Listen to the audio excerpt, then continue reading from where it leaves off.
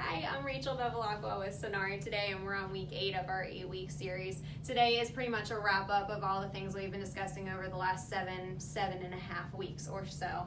So in the first week, we talked about the CBT model, so the cognitive behavioral therapy model, the idea that our thoughts, behaviors, and feelings all interact to generate our experience. We talked about areas of control. How can we manipulate those areas of our experience so that when we feel depressed, that's not our whole experience, that's just a third, and how can we manipulate our experience to make it improved.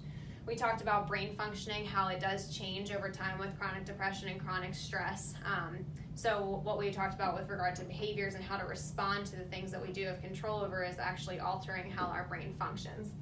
And then last week we went over the continuum concept and basically learning how to live in the gray.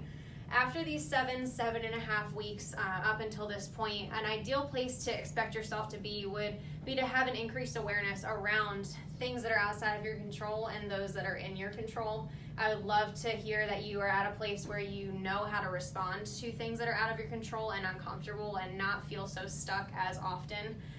And knowing the difference between what is in your control and what is not is a really important concept, but a hard one to grasp. And then ideally, I would want you to feel more in control overall and have an increased sense of control, thus living in the gray on this continuum concept. If you find that you're having trouble with that, I do want to just kind of put out there that this series wasn't necessarily made for anyone who is in a deep depression or who is experiencing anxiety to the point of panic attacks. This is not something that's supposed to be done just by yourself, maybe with a one-on-one therapist or even coming into a group setting would be helpful for the reason of accountability and actually learning these concepts more in depth. Even though maybe there's a lot of meat in the videos that I did provide you, it's nowhere near the amount that you would get in a group setting where we actually talk for the whole 2 hours and I can educate you throughout that. You can ask questions and challenge the concepts if you don't understand or agree.